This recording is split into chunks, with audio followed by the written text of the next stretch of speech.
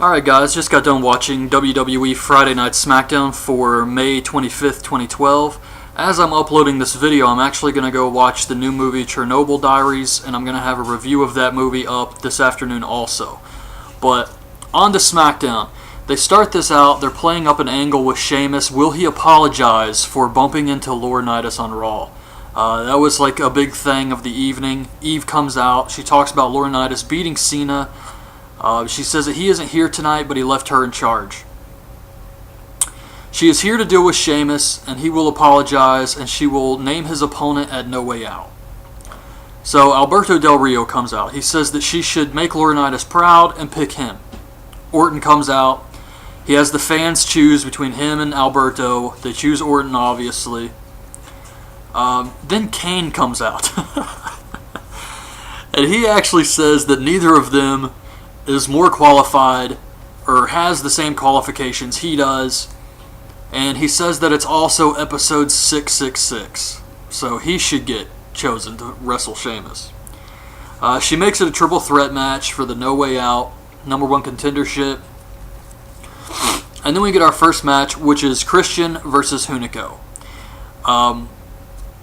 Average, really. I didn't think it was a bad match, but like I said, Hunico really doesn't bring anything to the table. They haven't done enough with him to make him feel special in any way. So Christian hits the Unprettier and a frog splash for the win.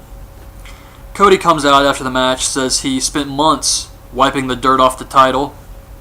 He says it was held by jokes like Santino, and it used to be held by legends like Razor Ramon, Macho, Shawn Michaels. And I'm just thinking Christian ruined that. I mean, he says Christian ruined the title, but didn't he already lose it to Big Show? Wouldn't that have been the guy who ruined it? And he's talking about the long, like 8 months and something that he held the title, but it's like he completely forgot about the little WrestleMania in-between moment where Big Show held the title for a while until Extreme Rules.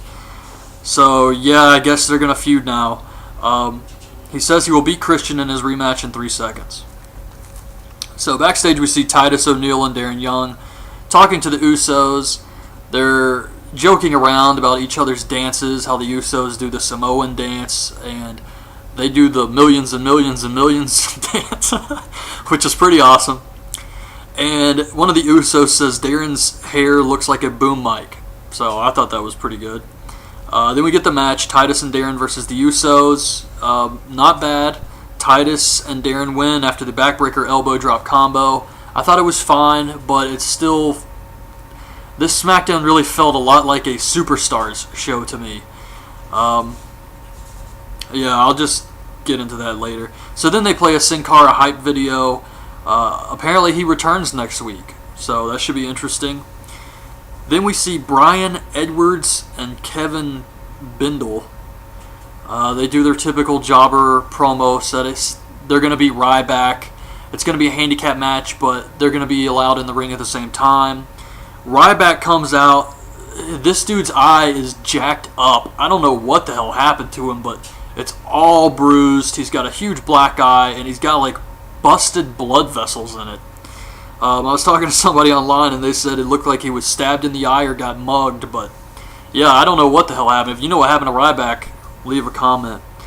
But obviously he squashes both guys. However, when he does his final slam where he marches around, he actually picked up both guys for this, so I thought that looked cool. Then we get Santino versus Ricardo Rodriguez. This was insane. This was absolutely insane and completely pointless. Ricardo comes out wearing his suit, introduces himself. Santino wins with the Cobra. That was it, really. That's your U.S. champion. The match was all comedy. Ricardo and Santino start running the ropes. Then Santino stops and just watches Ricardo run the ropes until he gets tireder, and he just gets more and more tired, and then he just collapses, and Santino does an airplane spin on him and crawls into the ring because he's so dizzy, and Ricardo's waiting for him to come out. It was like a Bugs Bunny cartoon, man. This was horrible. I hated this. Sheamus comes out and says, if I can be serious for a minute. I popped for that, thinking of Lance Storm. He says what happened to Laurinaitis was an accident. He apologizes for Laurinaitis being an arse and says if he had his way, he would be fighting Orton at No Way Out. Vicky comes out, interrupts him. It's Sheamus versus Jack Swagger. Decent match. Swagger looked really good here. Sheamus wins with a bro kick, of course, but I thought Swagger looked good here. I'm still hoping for a Swagger push. I really like Swagger and Dolph. I think Dolph is the better of the two, but if they're going to split these guys up and have a potential feud, hopefully, which is something myself and a lot of other people are really wanting them to do, then Dolph needs to be the heel, and Swagger is the one who needs to be made to look better. Because Ziggler can go, and he's good on the mic. Swagger's the one who needs the help, as far as that's concerned. Yoshitatsu is in the ring. Damian Sandow comes out. He cuts another promo, but this time he's actually going to wrestle Tatsu. Yoshi attacks him. He's just beating the crap out of him. Damian kind of slides his head out of the ropes. He tells the ref to do his job. He attacks Yoshi. He really just hits him with the knees, a Russian leg sweep, and then his neckbreaker finish. He gets the win. However, after the match, he does a cartwheel. Awesome. That's all I wrote. I just wrote awesome. This was great. I loved this entire thing. I'm not too crazy about his tights, but I know that he'll sometimes wear these types of colors just to get heat, just to look like more of a douchebag. And so I understand what they're going for, but I'm not too crazy about that. However, I enjoyed this entire segment. We get a No Way Out ad with Daniel Bryan and AJ. I don't know what the hell this is. It's like some kind of old-timey silent film where AJ's tied to the railroad tracks and Daniel Bryan comes and unties her, and then she ties him to him and puts on a mustache. It's stupid. It's completely stupid. Even more so by the fact you could see the No Way Out poster showing this months ago. So it's like, you know, it's exposing what's going on. I don't really care much for that, and I just think this is goofy. I mean, what are we supposed to believe here? That AJ, who is this sick stalker, somehow agreed to work with Daniel Bryan, and Daniel Bryan agreed to work with AJ, a person he'd never wanted to see again, just for a commercial, and they did it as professionals. I don't know. It's way too much thinking going on in this, but I guess I shouldn't overthink it. So Big Show comes out in a suit. He sits down on a stool in the ring, and he says he has never been fired before, but he loves what he does. It's not just a job to him. He felt betrayed. No one came to his defense. He found out he had no friends, and then he got the call. He says that if you're drowning, would you really care where the lifeline came from?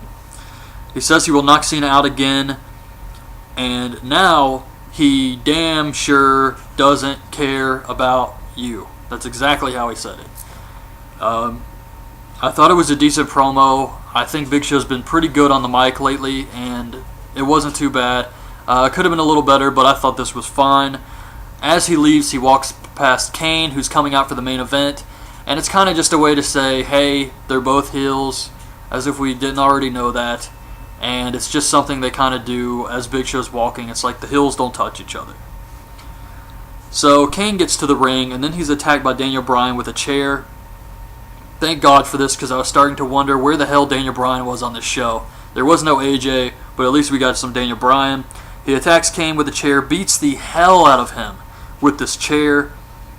I'm hoping, please no Kane feud.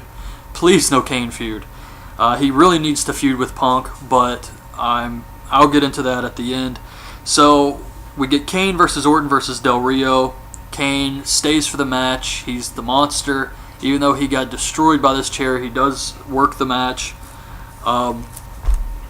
So he hits a choke slam and on Del Rio.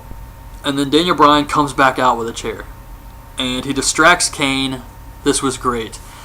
Kane would try and chase him away, and Daniel Bryan would just take off all the way to the back, up the ramp. And then Kane would turn around to go back to Del Rio, and then Daniel Bryan would sneak back out again with the chair. This was awesome. So Kane was completely distracted. He turns around and gets hit with the RKO. Orton pins him. Del Rio breaks up the pin, kicking Orton, and steals the pin on Kane for the win. So it's supposed to be Del Rio versus Sheamus for No Way Out. This could change, though. on the way up the ramp, Del Rio's celebrating with Ricardo, and Sheamus attacks him from behind. He says, it's going to be a pleasure kicking your head off at No Way Out. Now, my thought here is, this could change, and we already know that Sheamus said he wants to wrestle Orton. Orton says he wants to wrestle Sheamus. We still had no clear winner in Punk versus Bryan. So if they're going to do these lame-ass filler feuds for No Way Out, Sheamus versus Del Rio, and Daniel Bryan versus Kane, whatever.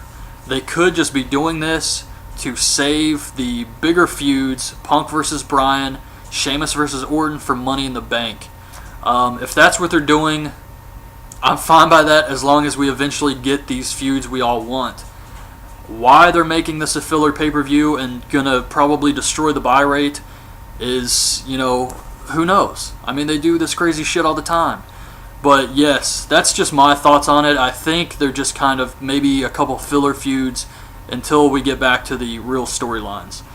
So we'll see what they do with Punk, and I could be wrong. They could change this up and we get Sheamus, Orton, Bryan, Punk at No Way Out, but we'll see what happens with that. So that was it, really. That was this week's SmackDown show. That's my review of it. Overall, I thought the show wasn't too bad. It was okay.